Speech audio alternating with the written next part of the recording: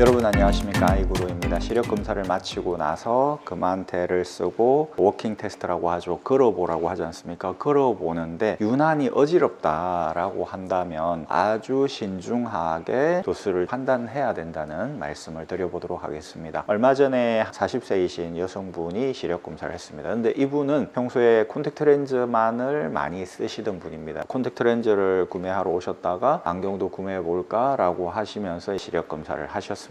시력 검사를 하고 나서 제가 루틴대로 써보라고 했더니 와, 너무 어지럽다는 거예요. 그러면 도수를 낮춰봅시다 해서 도수를 조금 낮춰드렸죠. 그랬는데도 와, 어지럽다는 거예요. 그러면 도수를 더 낮춰봅시다. 도수를 더 낮췄어요. 그랬더니 그래도 어지럽다는 거예요. 그래서 도수를 더 낮췄습니다. 그러니까 마이너스 400 그리고 난시도 마이너스 100 정도 되신 이런 분이었는데 마이너스 325까지 난시는 거의 빼다시피 하고 난시 4도수, 근시 3도수 정도를 빼니까 그제서야 안 어지럽더라는 거죠.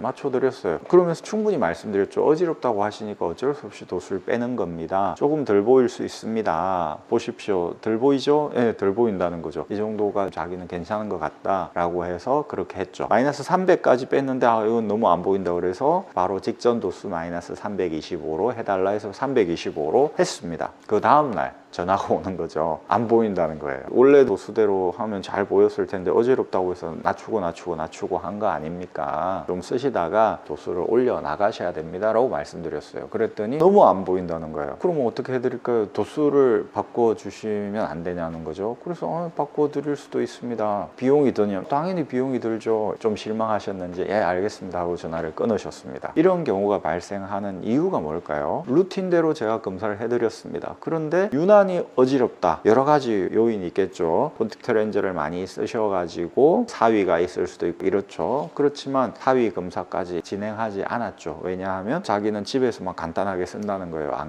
안경에 대해서 그렇게 중요하게 생각하지 않으시는 분입니다. 사위 검사까지 해드릴 필요가 없는 거죠. 사위가 있습니다 라고 설명을 드려도 이런 분은 그런데 어쩌라고요, 그냥 간단하게 할 거예요, 이렇게 해버리기 때문에 의미가 없는 거예요. 어쨌든 이분은 그동안에 안경을 소홀하게 생각했기 때문에 안경에 적응을 못 하시는 거죠. 시력 검사를 했는데 금한테를 쓰고 워킹 테스트를 하는데 유난히 어지럽다 라고 한다면 도수 조정을 신중하게 해야 됩니다. 적당하게 도수를 낮추고 하루 지나고 이틀 지나면 잘 보여질 거야, 그게 아니라고요. 어지러운 정도는 조금 개선될 수 있겠지만 도수를 조정을 하면 반대급부로 멀리 보이는 게 선명도가 떨어집니다. 그걸 알고 절충을 해야 되는 거예요. 그 여성분처럼 도수를 내리고 안 어지럽게 한 다음에 멀리도 잘 보일 거야 이렇게 생각하시면 안 됩니다. 안 어지럽게 하면 멀리는 그만큼 덜 보이는 겁니다. 부족 교정을 하면 안 어지럽게 이 상태에서 좀 쓰다가 렌즈를 교체를 해야 되겠지, 도수를 조금씩 올려가면 될 거야 라는 생각을 하셔야 되는 거죠. 모든 것이 잘 되고 있는 겁니다. 안 어지럽게 해달라 해서 부족 교정을 해서 안 어지럽게 해드렸고 이걸 쓰니까 안 어지러워요. 근데 또 하나의 문제가 생긴 거죠. 안 어지러운 게 해결되니까 욕심이 생기는 거예요. 또 좀 잘 보였으면 좋겠다. 그런데 잘 안 보이네? 그러면 좀 더 쓰다가 3개월이든 이 정도 쓰다가 렌즈 교체를 하면 되죠. 이제 한 도수를 올린다든지 두 도수를 올린다든지 스텝 바이 스텝으로 해 나가면 되는 거죠. 그러면 돈이 이중으로 들겠지? 이중으로 들지 않게 렌즈 교체를 해달라고 하면 안 될까? 그건 안 되는 것이죠. 다 자기 탓입니다. 자기가 그동안에 안경을 안 쓰고 안경에 투자를 하지 않은 결과인 거죠. 누진 다초점 렌즈 같은 경우도 안 쓰고 이렇게 버티다가 한 번에 탁 맞춰서 쓰면 누진 다초점 렌즈를 여러 번 안 해도 되니까 돈이 세이브 될 거야, 그게 아닙니다. 총량 보존의 법칙이 있는 거죠. 이걸 한 번에 가버리잖아요. 그러면은 적응을 못 합니다. 조금 덜 보이더라도 가입도를 플러스 100, 플러스 150, 플러스 200 이렇게 차근차근히 올라가야 돼요. 내가